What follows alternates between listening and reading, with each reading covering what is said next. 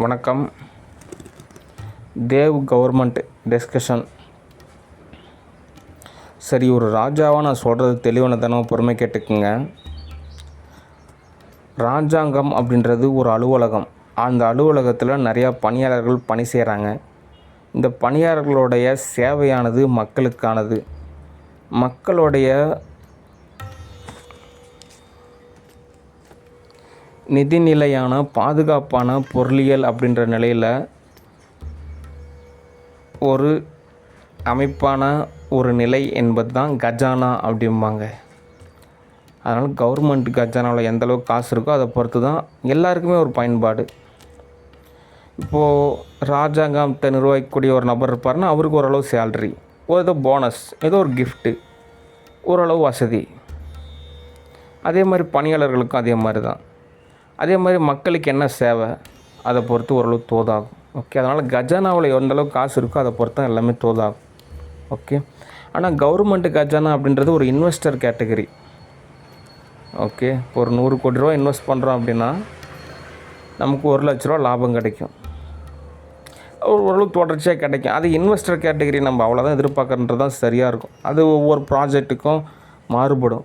Okay, சரி, இன்றைக்கு என்ன தகவல் அப்படின்னா, இன்சூரன்ஸ் கம்பெனி, கவர்மெண்ட் சார்பாக இன்சூரன்ஸ் கம்பெனி நடத்தப்படும்.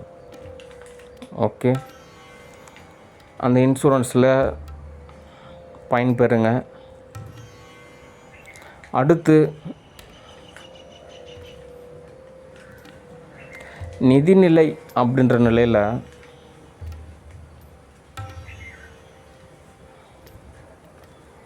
எப்படி தோது பார்க்கணும் அப்படின்னா, இன்வெஸ்டர் கேட்டகரி. ஓகே, நம்ம எவ்வளோ செலவு அப்படின்றத ஃபோக்கஸ் பண்ணாமல் எவ்வளோ வரவு அப்படின்றது தான் ஃபோக்கஸ் செய்யணும் கவர்மெண்ட்டை பொறுத்த வரைக்கும். ஓகே, கவர்மெண்ட்டில் நிறைய நூலகமெல்லாம் இயங்கிகிட்டு இருக்குது. வசதியெல்லாம் அவ்வளோவா கிடையாது. நிறைய சூப்பர் புக்கெல்லாம் இருக்கும். கடைசியில் அதெல்லாம் இடைக்கி போடுற மாதிரி சூழ்நிலை அமைஞ்சிரும். நிறைய ரேக் இருக்காது. ரேக் இருந்தாலும் அதெல்லாம் ரேக்கு ஃபுல்லாக புக்காக இருக்கும், படிக்கிறதுக்கு தோதாக இருக்காது. மொத்தத்தில் அந்த கவர்மெண்ட்டு நூலகம், லைப்ரரி, கவர்மெண்ட் லைப்ரரி, தமிழில் சொல்லணும் அப்படின்னா நூலகம், யாருங்க பயன்படுறாங்கன்னு கேட்டால் யாருமே பயன்பெற மாட்டாங்க. சும்மா பேருக்கு ஒரு நூலகம் அப்படின்ற மாதிரி. அது எப்படி வடிவமைக்கணும் அப்படின்னா, நிறையா உறுப்பினர்கள் நூலகத்தில் சேருங்க, நிறையா புக் எடுத்து படிங்க, அந்த புக்கை கரெக்டாக கொண்டு போய் கொடுத்துருங்க. வருஷத்துக்கு ஒரு டைம் சந்தா கட்டுங்க. நீங்கள் ஏதாவது லைப்ரரிக்கு டொனேஷன் கொடுத்தீங்க அப்படின்னா லைப்ரரியில் சில வசதிகள் ஏற்படுத்தி தரப்படும். ஓகே, நிறைய நபர்கள் லைப்ரரியில் போய் படிக்கிறதுக்கு உண்டான ஒரு சூழ்நிலை உருவாக்கணும். ஒரு அமைதியான இடமா அந்த இடத்துல போய் அமர்ந்து நூலகம் படிக்கலாம் அப்படின்ற மாதிரி ஒரு நிலை ஏற்படுத்தணும். அதனால் கவர்மெண்ட் சார்பாக தரமான நூலகம் அமைக்கப்படும். ஓகே, நூலகத்தில் பயன்பெறுங்க. அடுத்து உணவகம் டிஸ்கஷன். உணவகத்தை பொறுத்த வரைக்கும் எல்லாருக்கும் அந்த FSSAI சர்டிஃபிகேட் வாங்கணும். அதுவும் ரொம்ப ரிஸ்க்கெல்லாம் கிடையாது. நீங்கள் ஆன்லைனில் அப்ளை பண்ணிங்கனாலே போதும், உங்களுக்கு கொடுத்துருவாங்க. அதுக்கப்புறம் ஓரளவு விசிட் பண்ணுவாங்க, ஏன்னா ஹோட்டல்லாம் சுத்தபத்தமாக இருக்கா அப்படின்னு. ஆனால் யதார்த்த ரீதியாக ஹோட்டல் எதுக்கு? எல்லோரும் நல்லா சாப்பிட்ணும், ஆரோக்கியமாக இருக்கணுன்றதுக்கு தான் ஹோட்டல் கான்செப்ட்டு. ஆனால் அந்த ஹோட்டல் கான்செப்டில் அதிகப்படியான என்ன நிலை இருக்குது அப்படின்னா, இந்த ரோட்டோரமாகவே ஹோட்டல் அமைச்சிருப்பாங்க. இந்த ரோட்டில் போகிற பஸ்ஸு, காரு எல்லா குப்பையுமே அந்த உணவு மேலே அப்படியே விழுவும். அதை அப்படியே பரிமாறுவாங்க, அதை அப்படியே சாப்பிடுவாங்க. அந்த கிச்சனை பொறுத்த வரைக்கும் ஹோட்டலோட என்ட்ரன்ஸில் இருக்கக்கூடாது. அது வந்து கடைசியில் தான் இருக்கணும். ரொம்ப பாதுகாப்பான இடத்துல தான் ஹோட்டலோட கிச்சனே இருக்கணும். ஆனால் இருந்தாலும் ஹோட்டலில் வந்து நல்லா தெரியணும் அப்படின்றதுக்காக இந்த வாசப்படியிலேயே எல்லாம் சமைப்பாங்க. அங்கேயே எல்லா குப்பையுமே விழுவும். அதை தான் சாப்பிடுவாங்க. அது இல்லாமல் அஜினமோட்டோ அது இதுன்னு ஏதோ சொல்கிறாங்க. ஹோட்டல் ஃபுட்டு ஹெல்த்து கிடையாதுங்க. நல்ல ஹோட்டல் சாப்பிட்ணும் அப்படின்னா நீங்கள் லக்ஸுரி ஹோட்டலுக்கு தான் போகணும் அப்படின்ற மாதிரி ஒரு கான்செப்ட் இருக்குது. அப்படிலாம் கிடையாது. நல்லா ஓரளவு தரமாக சமைச்சிங்கன்னா கஸ்டமர் ரெகுலராக கிடைப்பாங்க, நல்லா காசும் கிடைக்கும். அதனால் இந்த ஹோட்டல் நிர்வாகத்தை பொறுத்த வரைக்கும் எல்லாமே கொஞ்சம் கவனிக்கணும். உணவு பாதுகாப்புத்துறை எல்லா இடங்கள்லையும் போய் விசிட் செய்யணும். எல்லாம் சுத்தபத்தமாக சமைக்கிறாங்களா, சாம்பார் கரெக்டாக இருக்குதா, சட்னி கரெக்டாக இருக்குதா, என்னென்ன தயாரிக்கிறாங்க எல்லாமே செக் பண்ணணும்.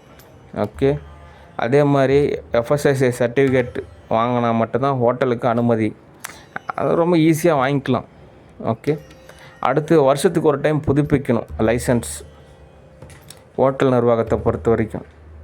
அப்படி புதுப்பிக்கிறப்ப நீங்கள் ஓரளவு தொகை கொடுக்குற மாதிரி இருக்கும். அடுத்து உங்களுக்கு அந்த ஹோட்டல் நிர்வாகத்தை பொறுத்தவரைக்கும் விசிட் பண்ணுவாங்க. ஓரளவு எல்லாம் சுத்தபத்தமாக கரெக்டாக இருக்குது அப்படின்னா ஓகே. அதனால் உணவகத்தை பொறுத்த வரைக்கும் நல்லா ஆரோக்கியமான உணவு தான் வரவேற்பு.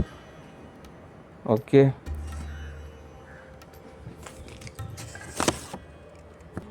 அடுத்து யதார்த்த ரீதியாக கவர்மெண்ட்டை பொறுத்த வரைக்கும் ஒரு சமரசம் அப்படின்றது தேவை. தலைவர் அப்படின்ற நிலையில் ஒரு பண்பு நிலை இணக்கம் அப்படின்றது நிச்சயமாக தேவை. அதனால் என்ன தகவல் அப்படின்னா, கவர்மெண்ட்டால் எனக்கு ஏதோ 4 காசு லாபம் கிடைச்சா தான் எனக்குமே ஒரு ஊக்கமாக இருக்கும். ஓகே, கவர்மெண்ட்டுக்காக வேலை செஞ்சுக்கிறோம், நமக்கு ஏதோ ஒரு லாபம் கிடைக்கிது பரவாயில்ல அப்படின்னு. அதனால் எனக்குமே ஒரு 4 காசு தேவை. நான் 4 காசு சம்பாரித்தா தான் உங்களுக்கு ஏதாவது தோது பார்க்குறதுக்கு தோதாக இருக்கும். ஓகே, அதனால் என்னுடைய வருமானத்துக்கும் ஏதாவது ஒரு வகையில் தோது பாருங்கள். ஓகே, சரி, இன்றைக்கு தகவல் போதுமானது.